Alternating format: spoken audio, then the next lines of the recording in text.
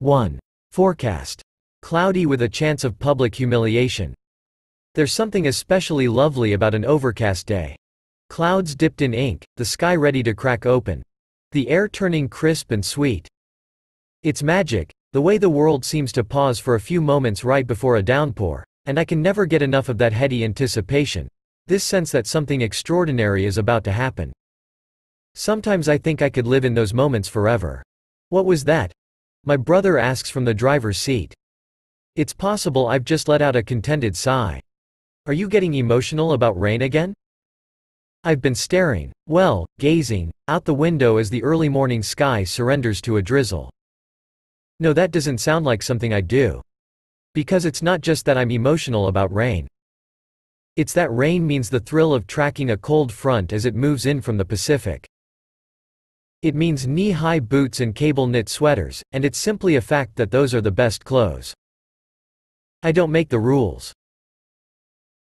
For so many people, weather is small talk, the thing you discuss when you've run out of conversation topics at a party or you're on a first date with a guy who lives in his parents' basement and thinks you two could be really happy down there together.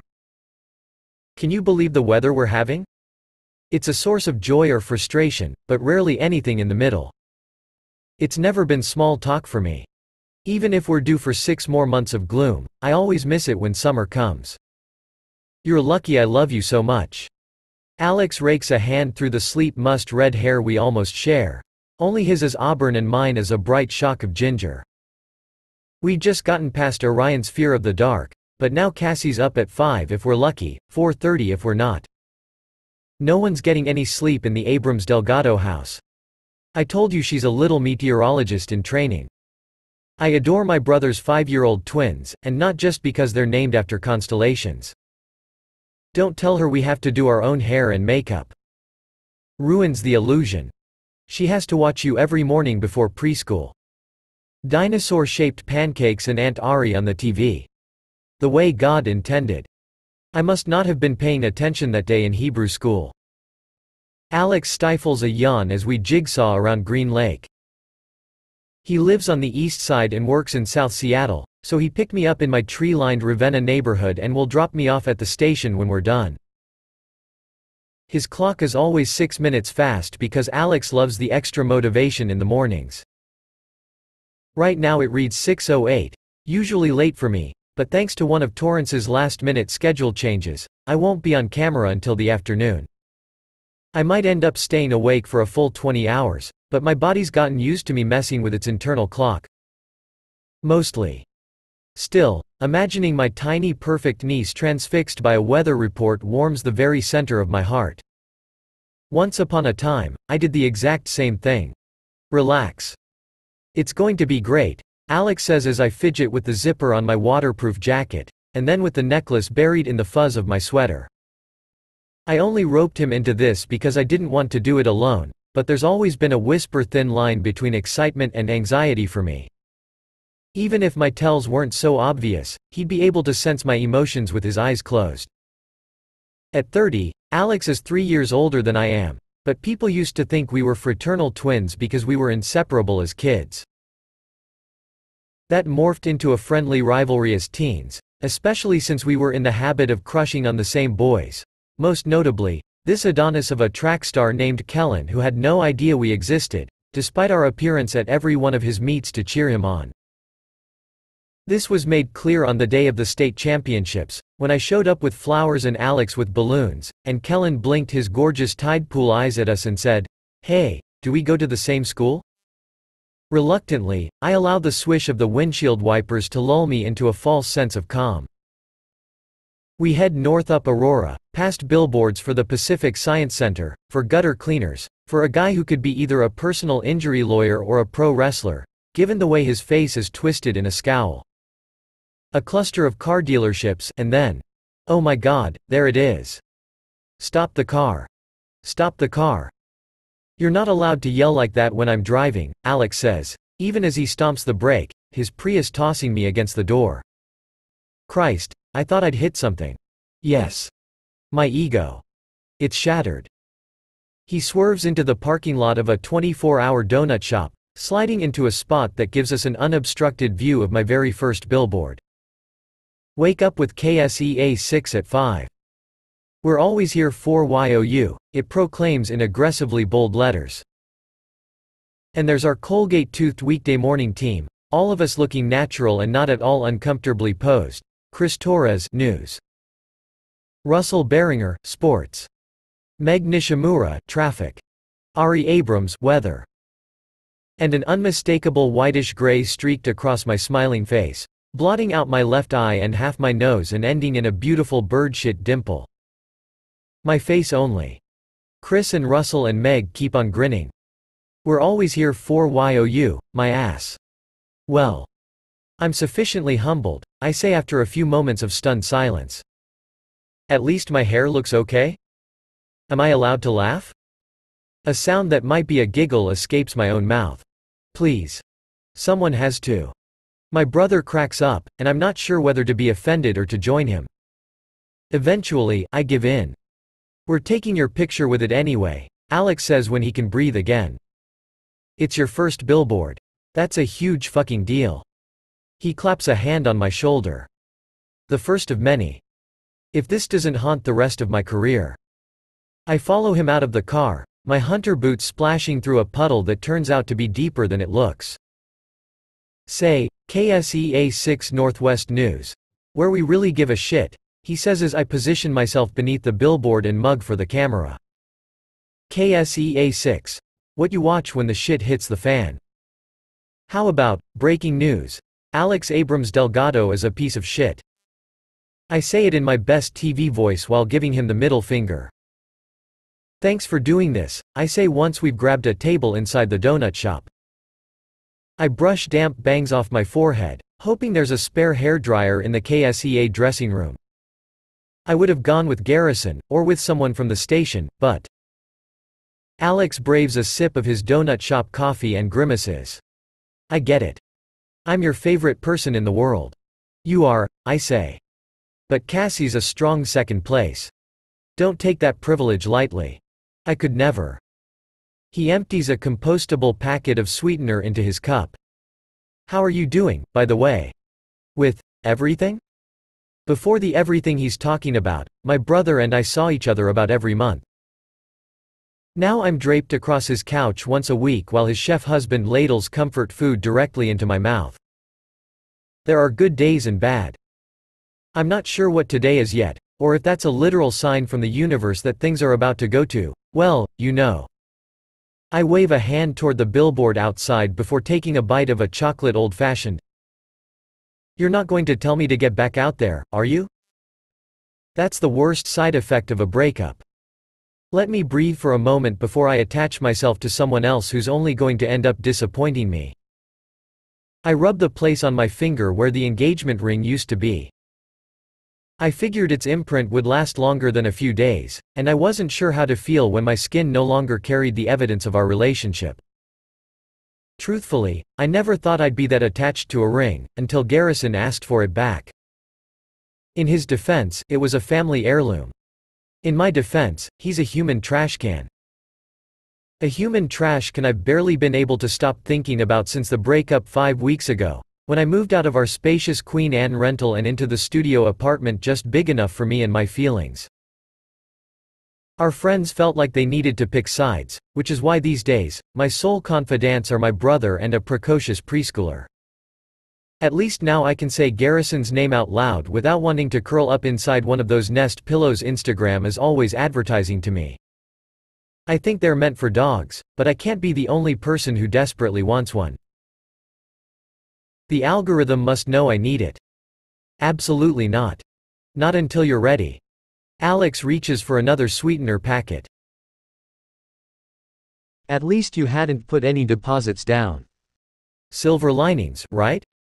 I say non-committally.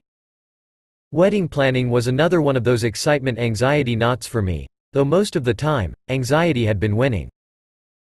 Whenever we started talking about it, I'd freeze with indecision. Spring or fall? Band or DJ? How many guests? Even now, it's enough to make me itch inside my cable knit sweater. But what Alex said sticks in my brain. Because silver linings, they're kind of my thing. Any time I sense negativity beginning to simmer inside me, I force it away with one of my practiced TV smiles. Leap right over that murky puddle. Keep myself dry before I risk sinking deeper into the darkness.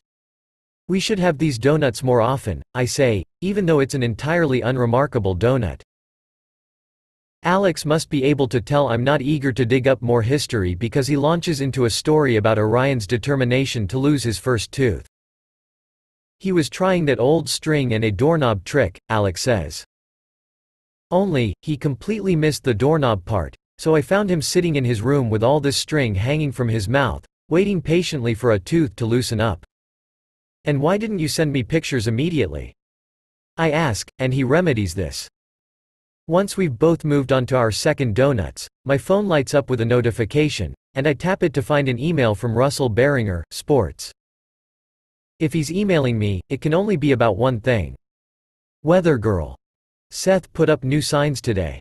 Torrance found one on her oat milk and she's livid. Just wanted to let you know you might be walking into a hurricane. I should get going, I say to Alex. Or, we should get going so you can drop me off. Something with your boss? I do my best to temper my sigh so it doesn't sound as long-suffering as I feel. Isn't it always? We're about to get up when a 30-something guy with a soaked umbrella stops in front of our table and stares right at me. I know you, he says, wagging a finger at me as rain drips onto the linoleum. Oh, from the news? I say. It happens on occasion, strangers recognizing me but for the life of them unable to figure out why. Usually they're disappointed I'm not my boss, and honestly, I'd feel the same way. He shakes his head. Are you friends with Mandy? I am not. My brother waves an arm out the window at the billboard. Channel 6. She does the weather. I don't really watch TV, he says with a shrug. Sorry. I must have been thinking of someone else. Alex is shaking with silent laughter. I elbow him as we head to sort our trash into its proper bins. I'm so glad my pain is hilarious to you. Gotta keep you humble somehow. Before we leave, Alex waits in line to grab a few dozen donuts for his 4th grade class. Guilt donuts, he explains. It's state testing week. It's a wonder some of us make it out of school with only minor psychological wounds. He gives me a half smile that doesn't quite touch his eyes, and then he lowers his voice. You'll text me if you're feeling down or anything this week, right? It's so easy to joke around with him that sometimes I forget I can do more than that. I will. I glance down at the time and tap my phone. If you can get me to the dressing room in 20 minutes, I'll make Nutella Rugelach for Hanukkah next weekend. On it, he says, reaching for his keys while I balance his boxes of donuts. You could really use that extra time. Hey, I am very fragile right now. With his chin, he gestures outside one more time. Fine, fine. You look just as good as your billboard. 2. Forecast. Showers of shredded paper moving in this afternoon. When I was little, I wanted to grow up to be Torrance Hale. I watched her every night on the evening news, mesmerized by her smooth confidence and the way her face lit up when sun was in the forecast. The way she looked at the camera, looked right at me, one corner of her mouth hitched in a quarter smile as she joked with the anchors, there was something electric about her. As a baby science nerd, I'd been fascinated by the weather since an April blizzard shut down the city for 2 weeks when I was in kindergarten. Of course, I'd later learn that this was not normal and in fact a very scary thing, but back then, I wanted to experience as many weather phenomena as I could. Living in Seattle made that tricky, given how mild it is year-round. Still, I saw enough to keep me curious. Record-breaking summer heat, a lunar eclipse, a rare tornado that touched down in Port Orchard when my family was on vacation. Torrance made science, made weather seem like it could be glamorous. I didn't have to be stuck in a lab, poring over data and writing reports. I could tell stories with the weather. I could help people understand, even help protect them, when Mother Nature grew brutal. My mother was unreliable, her dark moods sometimes turning her into a stranger, but Torrance never was. She was a source of comfort and calm, always exactly where she was supposed to be, in front of the green screen at 4 o'clock and then again at 12-minute intervals. Friday nights, she hosted a half-hour show called Hailstorm that focused on in-depth climate trends, and I'm not ashamed of the party invites I turned down so I could watch it live. I even bleached my red hair blonde in 8th grade to look more like her, nearly burning off my scalp in the process. Even when my own moods dimmed in a way that sometimes matched my mom's, the earliest symptoms of the depression I wouldn't get diagnosed until college, my love never wavered. A couple years later, after all my red had blessedly grown back out, I won a high school journalism award for a story about the life cycle of a solar panel, and Torrance herself presented it to me at the banquet. I was sure I'd faint. I kept pinching the inside of my wrist to make sure I stayed conscious. When she whispered in my ear how much she'd loved the story, there was zero doubt in my mind. I was going to become a meteorologist. The reality is that working for Torrance Hail is a very different kind of hailstorm. Have you seen this? Torrance slaps a piece of paper on my desk, her ivory-painted nails trembling with the indignity of it. It's unacceptable, right? I'm not losing my mind? After 3 years at KSEA, I'm still intimidated by Torrance, especially when she's in full makeup. The kind that looks natural on camera but creepy when you're 2 feet away from someone's over-blushed, over-eyeshadowed face. As always, her mouth is slicked with her signature lipstick, a shade of cherry red that costs $56 per tube. I used to beg my mother for it every year for my birthday, with no luck. When I finally bought it as an adult, I realized it was garbage with my complexion. Such is life as a pale redhead. Keep us out of the sun and away from half the color wheel. I unzip my jacket and hang it on my cubicle hook. Although technically, we're not supposed to call them cubicles. During orientation, HR stressed to me that this was a low partition office, which is basically cubicles, but the walls aren't as high. It was a recent redesign. The staff had been unhappy with cubicles, and an expert had come in and made all these changes designed to increase productivity. I'm not sure if it increased productivity, but it definitely increased people talking about how it's supposed to increase productivity. It's 8 o'clock, meaning the morning show just ended. All over the newsroom in our Belltown station, people are hunched over their desks beneath 2 bright fluorescents and a bank of TVs, the one tuned to KSEA currently airing an ad for a carpet cleaner with a too catchy jingle. On a typical day, I'd be a few hours from the end of my shift, but Torrance is presenting at some gala tonight. As a minor Seattle celebrity, she's always getting invitations like this, and while I've grown out of my obsession with her, the city hasn't. Without looking at the piece of paper and even without the warning from Russell, I'd know who's behind this unacceptable behavior. Seth Hasegawa Hale, KSEA 6 news director. Torrance's ex-husband. I chance a peek at it. Please finish milk before opening new carton to avoid waste.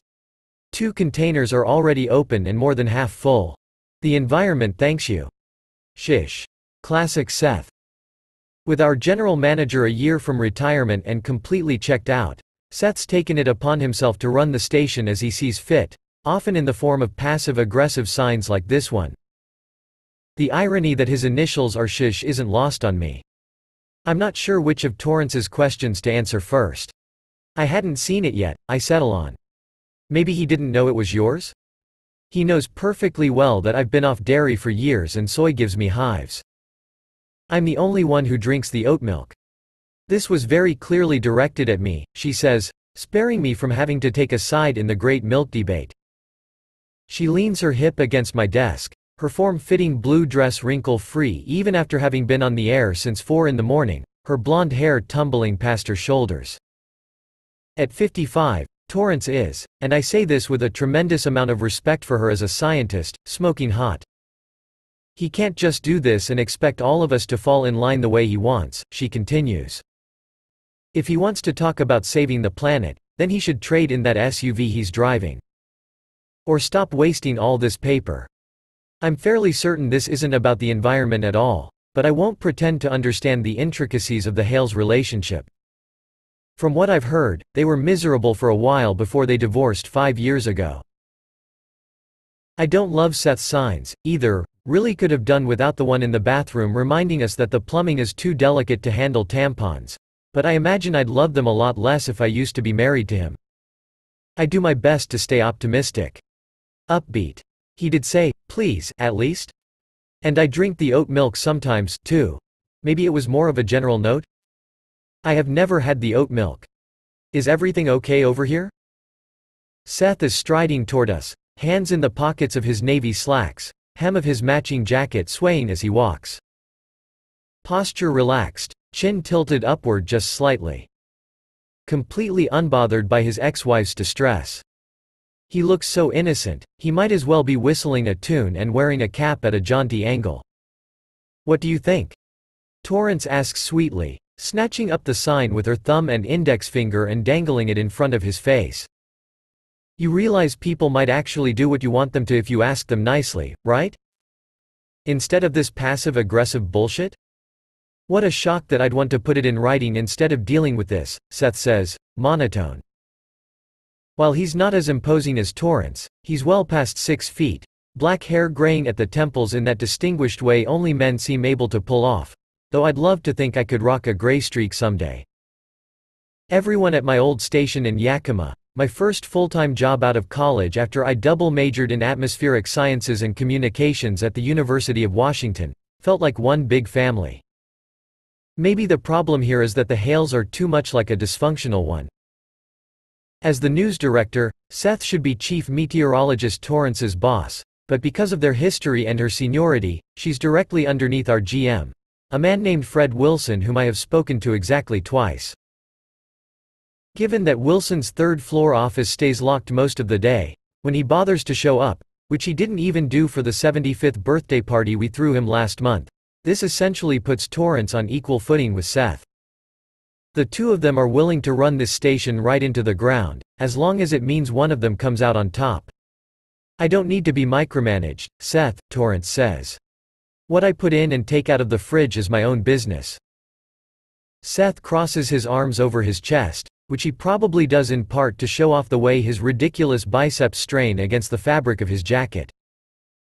Sometimes I think Torrance and Seth are locked in a battle to prove who's winning their divorce. I imagine them at gyms on opposite sides of the city, panting on treadmills while personal trainers shout at them to go faster. Can't say being a team player has ever been your strong suit. And not being a massive prick has never been yours. I bring a hand to my throat and rub my thumb along the tiny lightning bolt at the end of my necklace.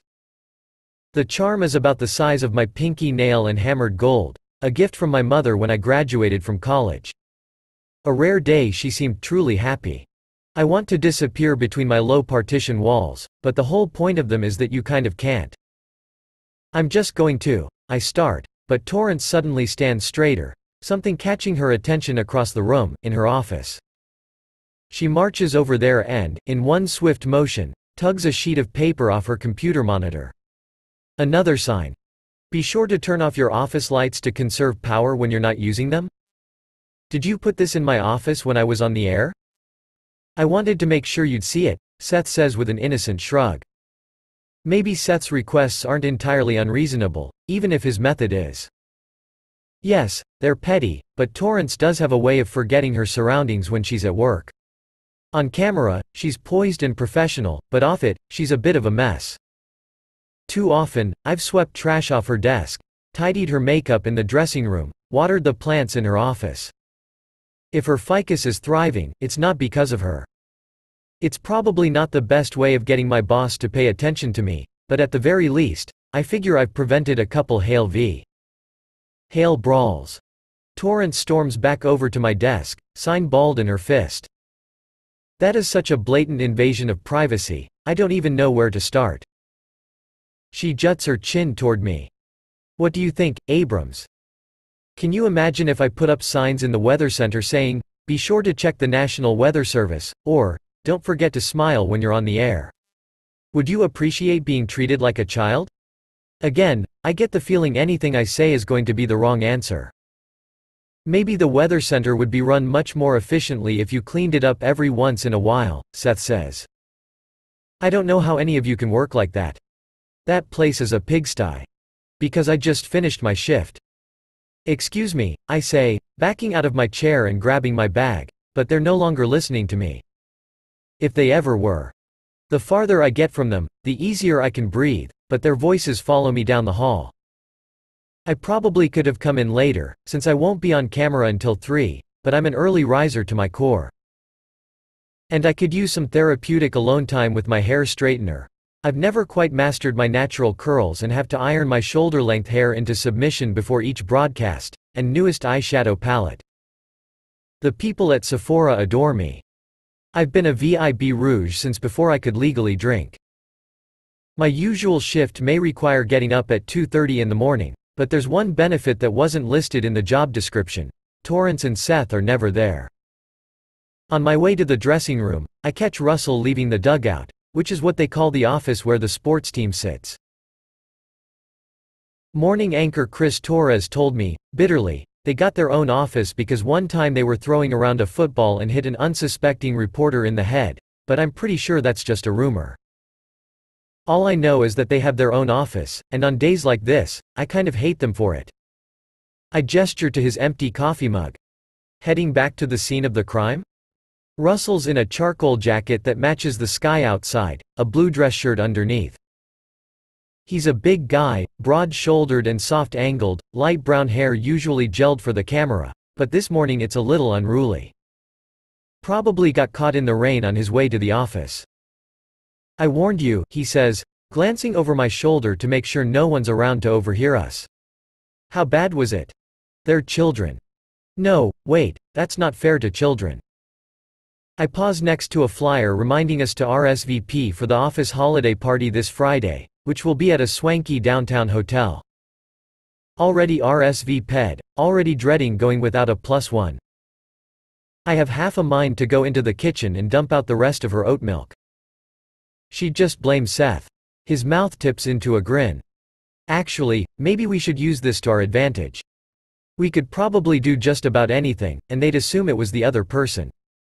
You distract them, and I'll take the milk. Deal, he says, blue eyes bright behind his rectangular black glasses. He has the longest lashes I've ever seen. If I had lashes like that, I wouldn't be nearly as beloved by my local Sephora. Well, good luck out there. He motions toward the kitchen, giving me a kind but somewhat muted smile. Right. You too. Russell and I should share a camaraderie of the both our bosses are assholes variety, but our work friendship hasn't evolved much beyond this. He mostly keeps to himself in the dugout, friendly with his sports colleagues but surface level pleasant with everyone else. How was your weekend? Polite smile, moving on. He ends conversations too quickly, and I've never been able to get a solid read on him beyond the fact that he might be as miserable as I am. Except he has a door to shut it all out. As you can see, we have increasing rain and wind in store for your afternoon commute, I say, moving my hand across the green screen behind me. On the monitor in front of me and in viewers' homes, it's a map of western Washington. Overnight, we'll be seeing more showers, with temperatures in the low to mid-40s. Most of my weather hits are 30 seconds, but for this longer one, I have 2 minutes on the clock. I think of it as building a story. I start with a live satellite view of the region to show what's happening right now, and then I explain it through air patterns and pressure systems. I always wrap up by talking about the week ahead. We'll be heating up to the mid-50s tomorrow, thanks to a warm front that's moving in. Behind that, though, the graphic shifts to a model that shows what's happening off the coast. We have a stronger cold front that will be marching through western Washington on Wednesday that's going to increase our wind speeds, with gusts of up to 60 miles per hour and possible power outages. We'll continue to keep an eye on that, so be sure to keep checking in with us as we fine-tune our forecast. The screen switches again, this time to this week's forecast. Here's your 7-day forecast, and as you can see, there's not a whole lot of variation. It's going to be wet and windy, with maybe a chance of a sunbreak Friday afternoon. It's December in the Pacific Northwest, after all. I bite back a laugh, playing with the audience as I deliver the week's highs and lows. And it looks like next Monday's system could be another rainy, windy one. And you sound positively gleeful about it, says Gia D'Angelo in my earpiece as I walk over to the anchor desk and sit down, the same way I do every morning with Chris Torres. I can't help it, Gia. I'm a Seattleite through and through. I hold up my arms, still grinning. There's rainwater in these veins instead of blood. It's a running joke that while most meteorologists, most people in general, get excited when sun is in the forecast, I'm the opposite. Contrary to popular belief, it doesn't rain here as much as people think. New Orleans and Miami get more annual precipitation, while the Pacific Northwest tends to get more rainy days on average. Still, there's something about rain in Seattle that's deeply romantic. Gia chuckles and faces the teleprompter again. We'll hear more from Ari soon. I'm sure everyone wants to know how all of this will affect their holiday plans. Coming up next, a local woman thought she'd found her dream home. But when she started renovations, the police showed up to tell her the house wasn't actually hers. Kyla Sutherland investigates. And cut to commercial. I'm still buzzing with adrenaline when we go off the air. It almost makes me forget the fact that my boss barely notices I exist, unless she needs me to cover a shift. Just once, I'd like her to say, "Ooh, this really meaty climate story would be great for Ari. Go ahead and take the lead on it." "Always nice having you here in the afternoons," Gia says, pulling a compact from her pocket to check that every strand of her glossy black hair is in place. "Even when you're giving us bad news." "Rain isn't bad news, Gia," I say in a sing-song, switching off the mic clipped to my dress and heading for the newsroom to refill my water bottle during this 10-minute break. Torrance is in her office, gleefully feeding a stack of Seth signs through a paper shredder.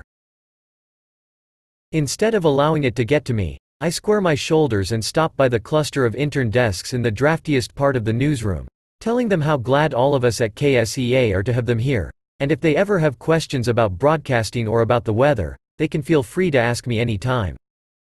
Their strange looks are worth it for the way the tension eases in my chest, ever so slightly. "Does anyone know how to fix a paper shredder?" Torrance yells. "They say don't meet your heroes. Don't work for them, either." 3. Forecast. Take shelter and brace for Hurricane Torrance. "Well, they tried," I say. "Did they, though?" asks traffic reporter Hannah Stern, pushing aside a tree branch. We lean closer to inspect the Christmas tree in the hotel ballroom, more specifically, the single menorah ornament, dangling in all its blue and silver glory behind a surfing Santa carrying a red bag. Seems like an inefficient way to deliver gifts, but okay. It's one more Jewish decoration than last year, I say, searching for a positive. And because beaming out a compliment always seems to help, I gesture to Hannah's gold T-strap heels. "And I'm obsessed with your shoes." This Jew is not backing down from a Christmas party, especially since it took me 3 hours to get ready. I straightened my hair before worrying it looked like I was trying too hard, so I spritzed it with water and scrunched to bring back the waves. Then I took out my flat iron to add more curl to the ends, burning my palm in the process and rushing to the kitchen for an ice pack. All I found was an overpriced Amy's ravioli I'd been saving for a special occasion. It's quite sad how much I've been looking forward to that ravioli, which I bought during my first post-Garrison grocery trip. My life may not be on the right track if the sole bright spot is a box of frozen pasta. Maybe that billboard really was an omen. The hotel ballroom is decked with garlands, snowflakes, and multicolor lights, a band on stage playing Jingle Bell Rock. Our holiday party is Seattle black tie, which means you can get away with wearing jeans. I tried on no fewer than 4 outfits before settling on the black lace dress I wore for my engagement party. I'm giving it new life, freeing it of its association with my ex. To further sell that to myself, I swapped my usual lightning bolt necklace for a vintage pin Alex found at an antique shop and gave as a birthday gift one year, a little gemstone-dotted cloud. It was missing half the jewels, so I scoured Etsy and Seattle bead shops to fix it and strung on a few blue crystals for rain. I am nothing if not tragically predictable. That repair mission grew into a full-fledged hobby, one that takes up half my kitchen table, complete with an entire drawer unit and all kinds of tools I wouldn't have known the names of a year ago, and relaxes me when the world is too much. I'm doing great, is what this outfit says, only I'm not exactly sure who it's declaring it to. Maybe I'm trying to prove it to myself. Hannah and I are the only 2 Jews at KSEA, though because Hannah works afternoons, we don't often cross paths. As a result, we haven't broached the gap between work friends and outside of work friends, which is starting to feel like a pattern with me. Maybe I'm the common denominator, which would require a whole lot of self-reflection I'm not sure I'm ready for. I follow her back to a table with her boyfriend Nate and a few other reporters, at which point it becomes clear that I'm one of the only people at this party who didn't bring their partner.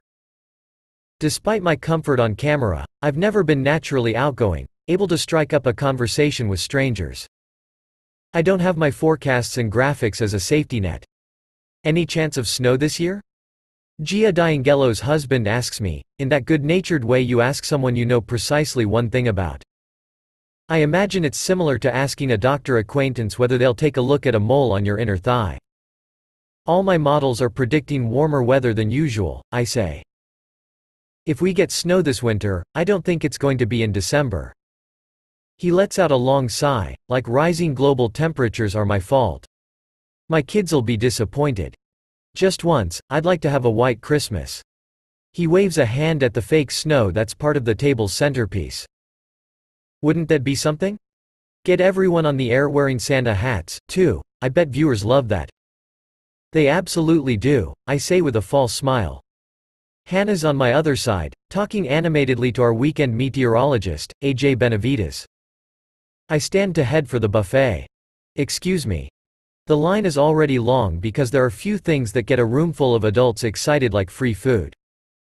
To be fair, I am one of those adults. I realize I live in a city with a Jewish population of less than 2%, but the assumption that everyone celebrates Christmas has never not rubbed at me like the softest sweater's sharp-edged tag. This time of year, it's nearly constant.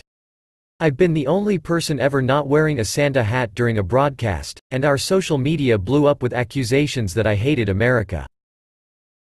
Weather girl, someone says from behind me in line, and I feel myself relax when I turn to find Russell, wearing black jeans and a burgundy tweed jacket over a black button-up.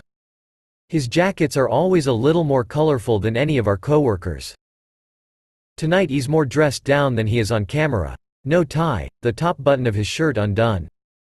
A shadow of stubble along his jaw that I don't recall seeing earlier in the week. Sports dude, I say, and then wrinkle my nose. It doesn't quite have the same effect, does it? He cracks a smile. Not really, I'm afraid.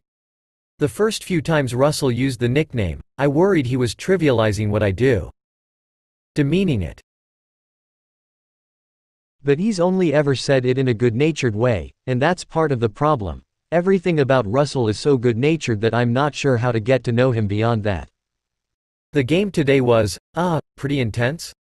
I ask, realizing too late that I'm doing what Gia's husband was doing to me. You don't follow sports, do you? I give him a grimace. It's the timing. If games were at 3 in the morning, I'd be all over them. The smile gives way to a laugh. I'll see what I can do. I'm sure you'll be thrilled to know that the game I covered was college football, and the final score was 66-60. I may not know much about football, but those numbers seem high? Oh, they were. I'd never seen anything like it. Great offense, embarrassing defense.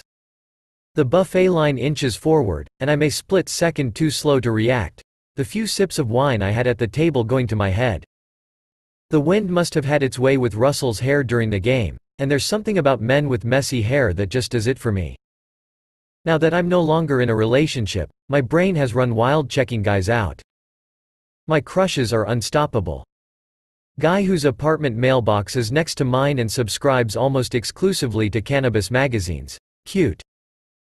Guy who smiled at me on the bus last week and who upon closer inspection was hiding not one but 2 ferrets inside his coat. So cute. Guy in the employee cafeteria who somehow manages to make a beard hairnet look alluring. Against all odds, extremely cute. That's all they are, though, fleeting he's cutes. Given how disastrously it ended with Garrison, they have to stay that way, which means giving up on my dream of becoming Mrs. Beard hairnet. I always feel a little weird at these things, Russell says, tugging at the collar of his jacket. If anyone's talking to me, it's usually because they want to know what their favorite player is like off the field, and if so-and-so is as much of a dick as everyone says he is. Same, except they want to complain about the weather. At least the food is good. It's possibly the only thing that makes all of this worth it. He nods toward a display in one corner. Not a fan of baby Jesus riding Rudolph? Oh, I'm Jewish, I say, wishing I hadn't brought it up in the first place. Not exactly the most inclusive holiday party. He goes quiet as he glances around, and my regret quadruples. Russell and I aren't close. All the complaining we do about our bosses, it's lighthearted. I'd never want him to think I'm the complete opposite of the sunshine girl I am on camera. I do my best to make sure no one does. It's certainly festive, he says in this strange flat way. Still, there's prime rib and honey lemon asparagus and caramelized onion mac and cheese. Our station may be dysfunctional, but we're not hurting for cash. Russell and I fill our plates in relative silence, save for a moment when he tells me an asparagus spear is dangerously close to tumbling off my plate, and return to our respective tables. Russell with the rest of the sports desk, me as a ninth wheel. Once the buffet has been demolished, the overhead lights dim, leaving just the twinkling lights hanging from the ceiling and wrapped around Christmas trees. Torrance and Seth take the ballroom stage, Torrance looking like a fierce snow goddess in a silver jumpsuit, Seth in a slate gray tux and candy cane printed tie, dark hair slicked back in this way that makes him look like a movie star from the 1940s. Our gorgeous, terrible overlords. Good evening, everyone, Torrance says into the microphone, the lighting turning her curls golden. We want to thank you for another amazing year. We're able to tell important stories and maintain high ratings because of each and every one of you. From news, to sports, to weather. Seth's eyes land on Torrance, mouth curving upward.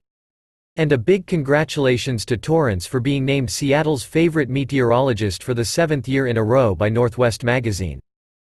Ample applause. Almost 3 decades after she started here, Torrance still nails it every night. A rack next to them displays a collection of awards, something they also like to do every year. It's nice, I have to admit, to see this clear measure of success in the form of winged statuettes. And congratulations, too, to our station for 16 regional Emmy nominations and 5 wins. Torrance says. Including Seth's stellar piece about the revitalization of Seattle's waterfront. She claps him on the shoulder, and he gives her this aw shucks grin. There's a moment, or at least, I think there's a moment, when their eyes lock and they retract their claws and they look like two people who used to love each other. Used to respect each other. Torrance's icy exterior seems to melt, and Seth even touches her hand, giving it a few pats. It's a great performance. I can almost believe they don't despise each other.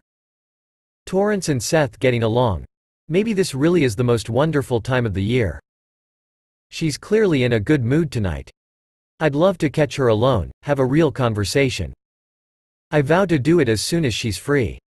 With dinner winding down, yes, let's give it up for the Hilton catering staff. Seth breaks for applause. With dinner winding down, we wanted to get started on what's always been our favorite KSEA tradition. You know what that means. It's time for our annual White Elephant gift exchange. Our tables are arranged in a semicircle around the ballroom's largest tree, and with more than 60 people in attendance, there's a significant stack of boxes beneath it. I brought a cheese board shaped like Washington State I found at a boutique near my apartment. Please don't bring home anything embarrassing, Hannah says to Nate. I'm offended. You know you've used last year's Ove glove as much as I have, if not more. Our places at the table had numbers when we arrived that designated our order in the game. Hannah winds up going first, unwrapping a trio of scented candles. Reporter Bethany Choi goes next, picking an oddly shaped package that turns out to be a tiny USB-powered vacuum. Then it's Seth's turn.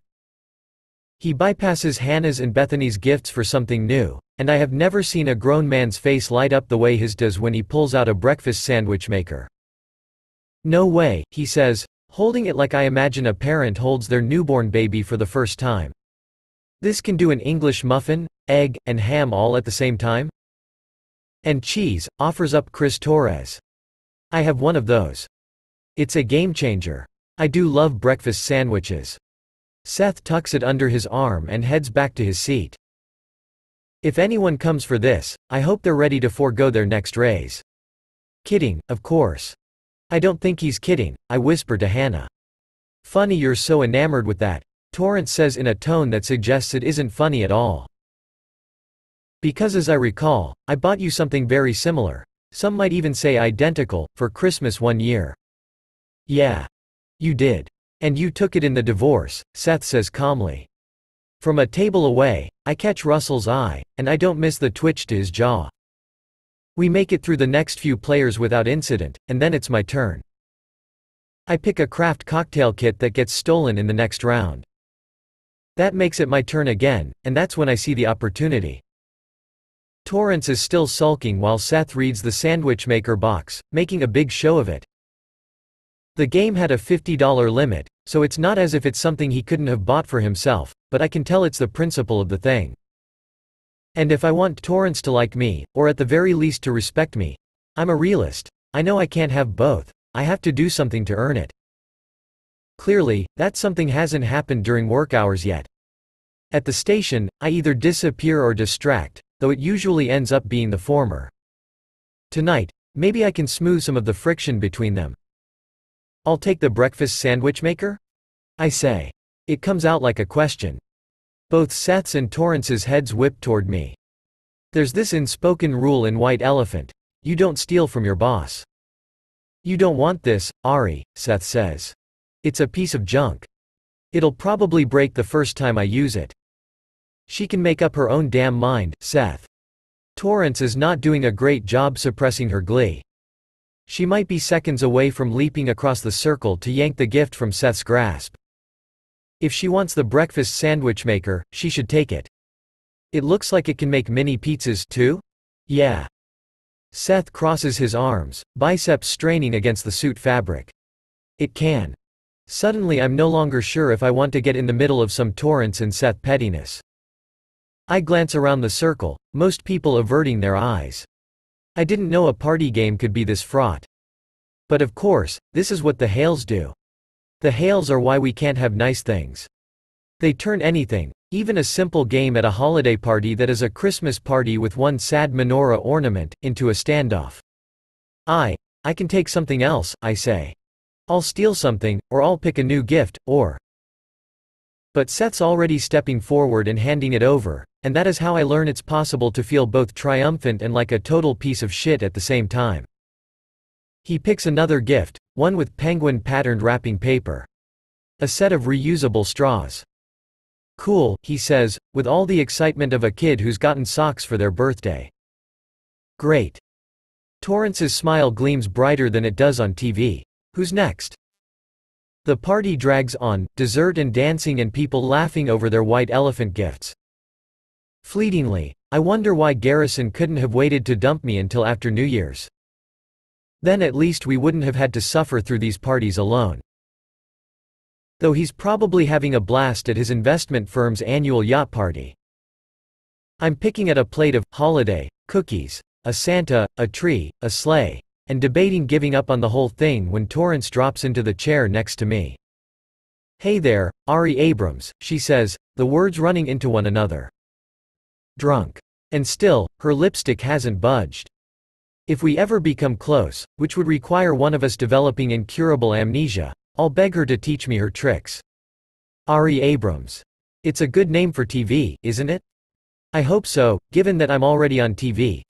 I inch a glass of water her way, hoping she'll take the hint. I like sloppy Torrance even less than Hurricane Torrance.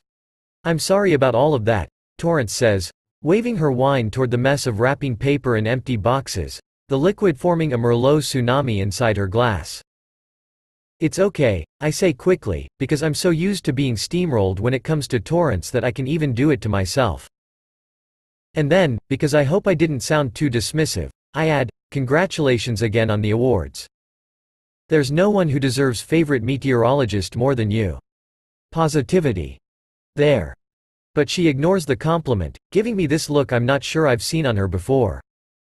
Apologetic? A few mascara crumbs dot her cheekbones, and her face is flushed a warm pink, and those cracks in her facade make me soften a little. It's not okay, Abrams. And you don't have to say it is just because I'm your boss. Some of the tension I've held onto all night, or maybe even for the past 3 years, loosens. Not a lot, but it's a start. I wish it weren't so rocky between Seth and me, she continues. If their relationship is rocky, Mount Everest is a speed bump. It's always been intense. When we were in love, we had so much passion that sometimes we couldn't even be in the same room without wanting to rip each other's clothes off. And then, when we fell out of it, that intensity was still there. It just morphed. Not sure if I needed to hear about my boss and this particular kind of passion in the same sentence, but more power to her. I hope someone still wants to rip my clothes off when I'm in my 50s. What happened? I ask. Oh, a lot of little things that probably seemed about as petty as our arguments these days. I'm not sure either of us could pinpoint a single event that caused it. She says this breezily, but she's not making eye contact. Instead, she's watching Seth across the room, laughing with a trio of anchors and their spouses. I figured one of us would leave KSEA, give the other some breathing room. But either we're both too committed to the station or we're playing the world's longest game of chicken. I think about that for a long moment as the band starts playing a jazzy version of Winter Wonderland, and couples head to the dance floor. I get the distinct sense there's more to the story, but I'm not about to push. Plus, she continues, our son Patrick, his wife's pregnant. Due in May. I never thought I'd feel this way, but I can't wait to be a grandmother. At that, her face changes, smile turning genuine. I wasn't close with my grandparents, and I always wish I'd been. I love the idea of being able to babysit whenever they need it, being there for every birthday and holiday. I don't think I could leave Seattle. And I'm guessing Seth feels the same way. That's really great, I say, meaning it. Of all the things I didn't expect from Torrance tonight, a confession that she can't wait to be a grandmother is near the top of the list. That gooey center of my heart, it's fully activated. My brother has 5-year-old twins, and they're pretty fantastic. You should bring them by the station sometime. Give them a tour. Torrance covers my hand with hers. Her nails are painted silver with tiny white snowflakes. And Ari, we should really talk more. I don't point out that she's been the one doing most of the talking, and I don't care if she's drunk. This is too nice. I want to enjoy it as long as I can. Buoyed, I turn back to my cookies, biting off Santa's ruby-cheeked face. It tastes a whole lot sweeter than it did a few minutes ago. Seth waltzes up to us. Excuse me, ladies, he says in this faux debonair tone that makes me cringe. I've come with a peace offering. How about a dance, Tor? For old time's sake? You remember, she says, eyes lighting up. Of course. How many people's favorite Christmas song is, Run Rudolph Run? Plenty, she insists, like this is something they've joked about for years. I feel like I owe it to you after the white elephant debacle. Seth gives me a half-hearted shrug, as though that's all he needs to do to be forgiven. Sorry about that, Ari. I guess I can't say no to that. Torrance throws a look over her shoulder at me as she takes Seth's hand, as though to say, this is what I meant.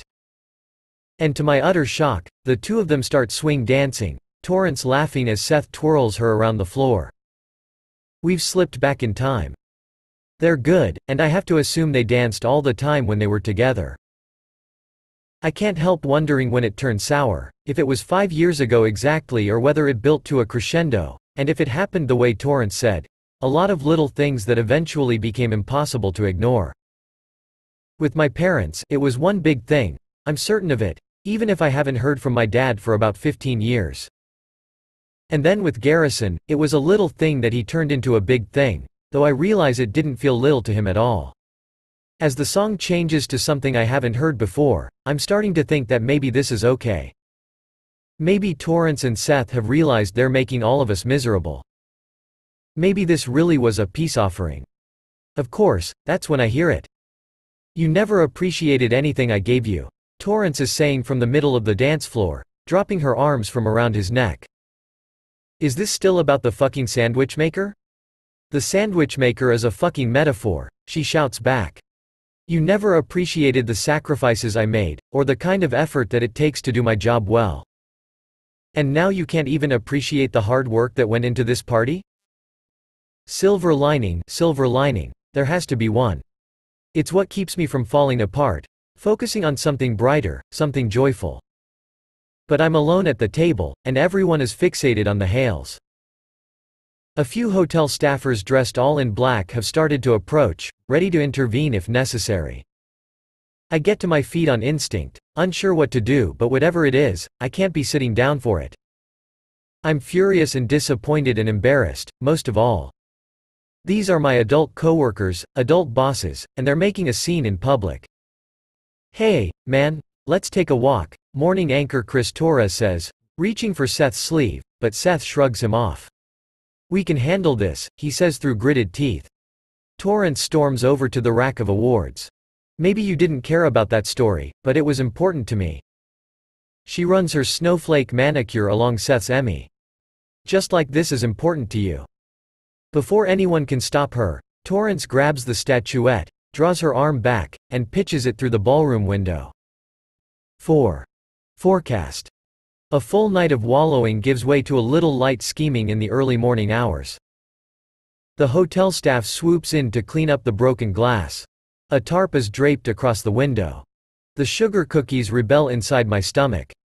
For a brief moment when the glass shattered, I was awed by Torrance's strength. Then again, maybe I should have expected as much from the woman who once ate a ghost pepper on live TV. Torrance and Seth are asked to leave immediately, and with all my remaining optimism, I do my best to salvage what's left of the party. Most of that optimism went out the window with Seth's Emmy, but there's the slightest glimmer left. "We have the band for another hour," I tell news producer Avery Mitchell and her wife as they're shrugging into their coats. "Yes, I was dreading this party, but this can't be how it ends." "Babysitter," Avery explains. "Sorry. They really went overboard this time, huh?" Hannah gives me a sympathetic look as she swipes one last cookie. "I think we've more than overstayed our welcome. I doubt the Hilton will be having us back anytime soon." She places a hand on my arm and squeezes. "You don't have to try and fix it, Ari. I'm not sure anyone could." "It's not all bad," I say in a quiet voice, not fully believing myself. There were moments Torrance and Seth didn't entirely hate each other. Too fleeting, sure, but they were there. When it becomes clear the rest of my coworkers would rather head home to sleep off this fiasco than take more selfies with baby Jesus and Rudolph, I find myself wandering toward the bar. Now all I want is a strong drink and a wretched hangover, because I'm no longer sure I can find a silver lining. There's only one other person at the bar, a figure in a burgundy jacket hunched over a glass. "Drinking your feelings?"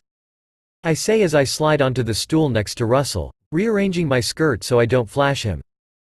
The bar is all warm lighting and mahogany furniture. Cozy.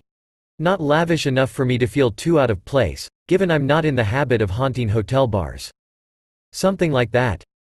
He takes another sip of his drink before setting it down on a black napkin. "Nice of you to join me. I'm guessing you're here to drink your feelings, too? Possibly for the same reason?"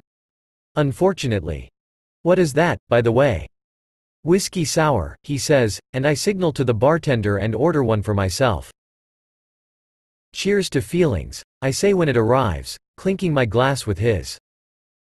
He watches me as I down 3/4 of the glass at once. And, oh God, that was a mistake. It goes down like a bag of Sour Patch Kids. I'm grateful when the bartender places a glass of water on the counter next to it. How much of a nightmare is work going to be on Monday? Category 70. At least. Russell's collar is unbuttoned, his light brown hair a little mussed. Nothing like the expertly combed way he looks on TV. It's interesting, talking to someone in real life when you know their TV persona, too. Both people are them, but one version lets you see their blemishes and the other doesn't. "That was the most aggressive game of white elephant I've ever played," he says. And then, well, you know. He gestures toward the bar's exit. The window. Seth's Emmy. Any semblance of dignity KSEA had left. "You." I drop my head dramatically to the counter. "Let's talk about something else." There's a silence, and suddenly I'm worried Russell and I don't have something else to talk about. We've only ever talked at work, about work. But then he asks, "You were flying solo tonight?" And I've never been so relieved to bring up my broken engagement. I tip my drink to him. That's what happens when your fiancé dumps you on Halloween, while dressed as one of those flailing tube things they have at car dealerships. I'd painted a couple cardboard boxes red to turn myself into a used Toyota Camry. We would have killed at his firm's couples costume contest, had we managed to make it out of the apartment. When Russell stares at me, I say, "It's okay. You can laugh. It's almost funny." Even as I say it, there's a tug at my heart that feels a little like longing. I don't want to be thinking about Garrison, not now, not after tonight. I was so convinced we'd be spending the rest of our lives together. Marriage, kids, a house in the suburbs. Though I joked to Garrison a couple times that he'd have to drag me kicking and screaming out of the city. When you spend so long imagining your life with someone, after they leave, you don't just lament the loss of that person. You have to grieve every piece of your life they touched that they don't anymore. Every image of your future that you planned together. I wasn't going to laugh, he says. I'm so sorry to hear that. He sounds genuinely sympathetic. I shrug, staring down at the ice cubes in my drink. It's a good thing, because at least he didn't have to witness this shit show. I almost ask him the same question, but it's clear he was flying solo, too. Otherwise, we wouldn't be drinking at a hotel bar together. What happened to talking about something else? There is nothing else. I must say it too dramatically, punctuate it with a too hard bang of my fist on the bar, because Russell's eyes widen. Do you know that Torrance hasn't done an actual performance evaluation with me for the past 3 years? She's my boss, and she doesn't care about her employees getting better at their jobs. I glance around the bar, worried about speaking about them this candidly, even after they were kicked out. Most people probably want less attention from their bosses, not more. I realize that. But Torrance is the whole reason I wanted to work here. I grew up watching her, and I was so excited to get this job, to have a chance to learn from the best. And she completely ignores me. Sometimes I feel like if she were happier, if there weren't all this drama at work, she'd be more available. Maybe one day I'd like to be in a top 10 market or go national, but I won't have a shot if I don't have better training or mentorship. For now, I love this job and I want to be good at it. I want her to tell me I'm not fucking up my forecasts. Or even better, give me advice on how to improve. That's it. Sure, I'd love for her to bring in a talent coach for us, and I'd love to be a guest on Hailstorm or do some field reporting, but God, I'm not even on her radar. I've given up hope of any kind of promotion at this point. The most I ever get is a pat on the shoulder and, "Keep it up, Abrams." My face has grown warm, and when I reach for my glass of water, I nearly knock it over. Russell isn't blinking, and I realize this is more than I've ever said to him at once. And, oh my God. It was too much. Way too much. The alcohol is clearly already doing its job, mucking up my brain to mouth filter and letting out all this negativity. It's the only explanation. This isn't me. Not around anyone who isn't my brother, at least. Every time Russell and I have bitched about our bosses, it's accompanied with a "well, what can you do?" shrug. This was so far from the Ari Abrams I am on TV, and even further from my real self. I'm convinced he'll signal for the check and disappear into an Uber, leaving me to continue drinking my feelings on my own. She's not bad at her job, I say, backtracking. I still admire the hell out of her. She's just distracted. Russell fills in. Yeah. Seth too. Things must be going okay for us if our worst problem is that our bosses aren't paying attention to us. I force a laugh, silently willing Russell to say more than 3 words. Or, well, I don't know Seth, but. Russell is quiet for a moment, staring out at the shelves of liquor behind the bar before swiveling his head back toward me, a new determination in his eyes. When I was hired, it must have been pretty soon after they got divorced. I was in a meeting with him and Wilson, who didn't want me on camera at first. Said it wouldn't look good to have a sports reporter who was a fat guy. And since he's the GM, I worried he might have the final say. I've never heard anyone speak so brazenly about their size like this, and I'm not entirely sure how to react. After a brief pause, I decide to go with honesty. That's really fucked up. All throughout the interview process, Seth had been so excited to have me on board, and he didn't say a thing. The worst meeting of my life. It wasn't that I expected him to defend me, necessarily, I mean, he barely knew me. But I thought he'd at least say something. He kind of checked out after that, like he thought he'd made a mistake by hiring me. But when my ratings are great, because I'm good at my job, he's been all over it. Happy to claim that for himself. He doesn't say any of this arrogantly, he's stating a fact. Russell's ratings are great. The most frustrating part is that I've been here for 4 years, and I'm still covering college sports. I don't know much about the KSEA sports hierarchy. Instead of pro? I ask, and he nods. It makes sense that a happier Seth might lead to a promotion for Russell, too. Torrance scheduled me to work every night of Hanukkah last year because she didn't realize it isn't on the same days every year and didn't think to ask. One time, Seth cut a story of mine after a fight with Torrance because his favorite team had lost. Torrance only cares about my opinion when she's using me as a pawn to get me to take sides. Seth never cares about my opinion. It's like we're trying to prove who has the worse boss, and it's a game that, much like White Elephant, no one wins. It's a real shame they divorced, I say.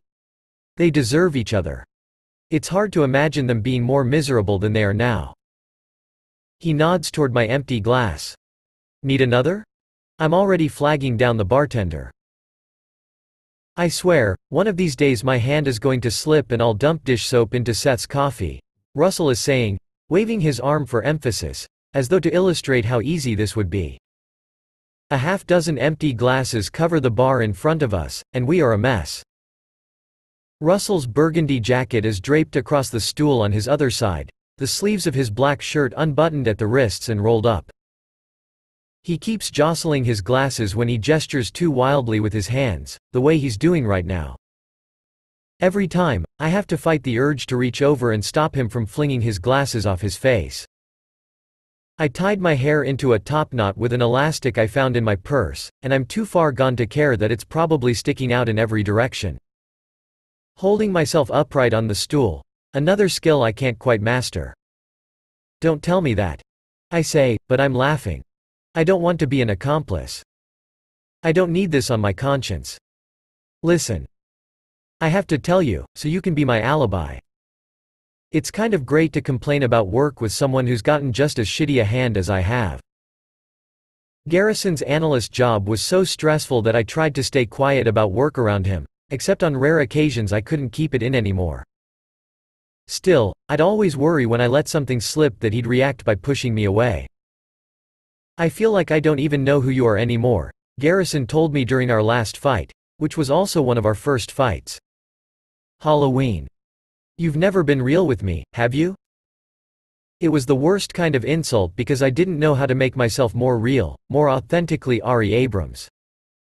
I felt pretty human. I wasn't some otherworldly monster parading around in a human costume. But Garrison thought I never took off the sunshine mask I wear on camera, the one that helps me smile even when things are falling apart. The only things I kept from him were for his own good. Although lately, I've been wondering how happy I really was with him if I hid that much of myself. Have you thought of quitting? I ask Russell, trying to smooth out my topknot in a way I hope looks casual.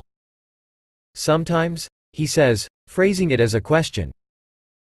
I got pretty far in the interview process at a station in Tacoma a couple years ago, but ultimately I didn't get the gig. And any of the smaller stations don't pay nearly as well, even if the pay here isn't that incredible to begin with. I need the stability. Ah, student loans? Something like that. His cheeks glow bright pink. Drunk looks cute on him. I lift my eyebrows at him, but he just reaches for his glass. Secret agent mode activated. He could tell me he's financially supporting a family of woodland elves that have taken up residence in his basement and subsist on glitter and marshmallows, and I'd believe him. For me it's that this was supposed to be my dream job, I say. Going from Yakima to Seattle, getting to work where I grew up, that was a huge. And I mean, I finally got a billboard. We finally got a billboard, he says. That was your first one, too? Up on Aurora, near the donut place? Then, clearly realizing what happened to the billboard, his grin slips into a grimace. Oh no. The bird shit's still there, isn't it? Russell holds a solemn hand to his heart, like he's vowing to avenge me. How dare that bird deface an image of one of KSEA's finest? My face heats up again. I should stop. I should have stopped a couple drinks ago, if only because my meager salary cannot support drinks in hotel bars, no matter how desperately they're needed. God, I can't remember the last time I drank this much. I bring my hands to my cheeks, wanting to signal to him that this is why I'm so flushed, not for any other reason. Definitely not because with the two of us sitting this close, I can tell that beneath his single open shirt button is a patch of chest hair, and I've always been drawn to a man with chest hair. Not like, to the point where I seek them out, but I've felt a little thrill when undressing someone for the first time. Mountain men and beard hairnets? Whatever, I'm owning it. Hell of a Christmas party, he agrees. Holiday party, I correct. At that, he gives me this sheepish look. I probably should have mentioned this earlier, but I guess I've gotten into the habit of not talking about religion at work. I'm Jewish, too. And this was definitely a Christmas party. Wait, what? I knock his arm with mine, an action that sends electricity across my skin. It may be the first time I've touched Russell Beringer, and he immediately glances down to where my arm met his, as though he's realizing it, too. I thought there were only two of us. We should start a club. You, me, and Hannah Stern. He scratches at his stubble, pretending to look pensive. What would we do during club meetings? I don't know, learn how to make Hamantaschen. I've always wanted to. With my glass, I gesture between us. Look at us, two Jews, the last people to leave a Christmas party. Hey, we keep Hanukkah going for 8 nights. We don't skimp on celebration. I feel like most Jewish holidays are observance and reflection as opposed to celebration. Fair point, he says, nudging his glass against mine with a soft clink. The way alcohol has unstitched him, turned my ever-pleasant coworker into someone honest and fun, I don't hate it. I still can't get over this fact about him. It shouldn't be groundbreaking, but there it is. Russell Beringer is Jewish and drunk and kind of adorable, and his leg is 5 inches from mine. If I slipped off my stool, which is a distinct possibility, I'd fall into his lap. His eyes lower before flicking back up to mine with an intensity that wasn't there a few minutes ago. Is he checking me out? I'm so out of practice. I like your pin, he says, his voice a quarter of the volume it is when he's reporting a story from down on a football field.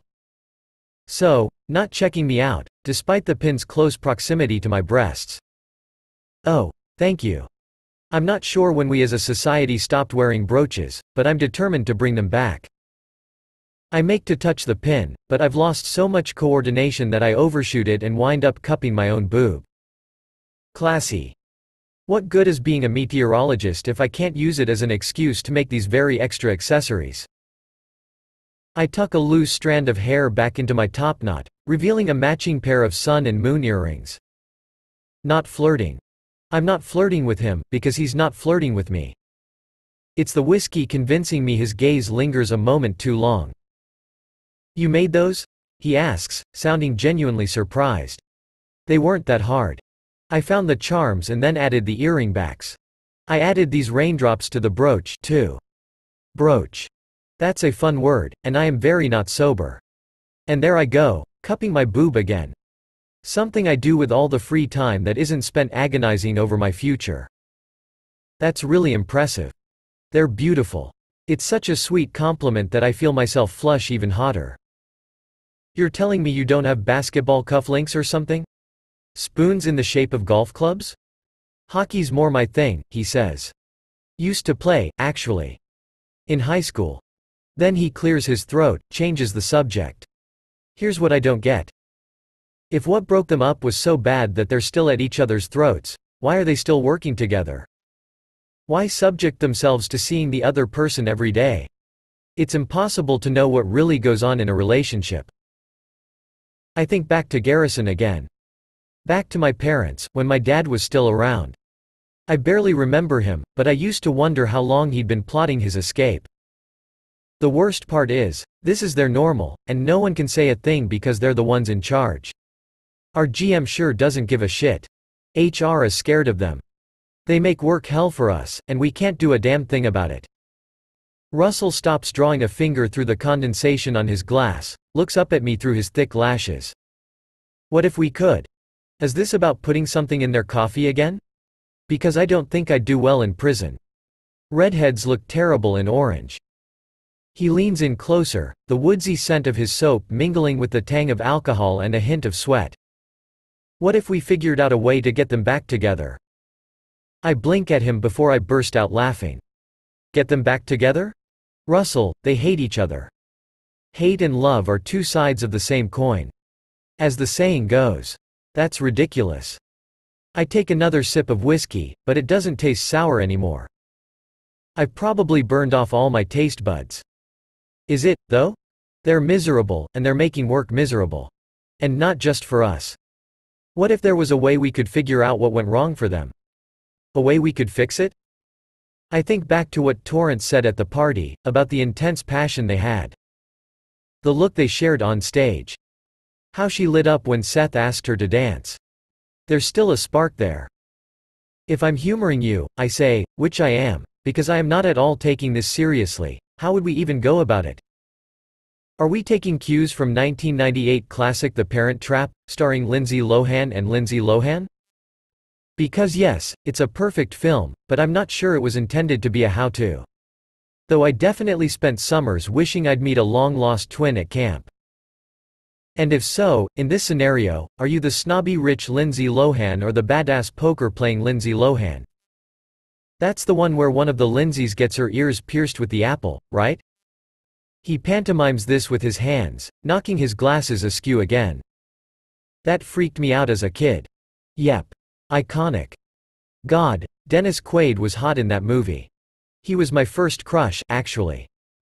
And my first, I break off because Russell does not need to know that Dennis Quaid as a rugged Napa Valley winemaker was so formative for my burgeoning sexuality that he was the first guy the first pictured when I discovered another use for a high-pressure showerhead.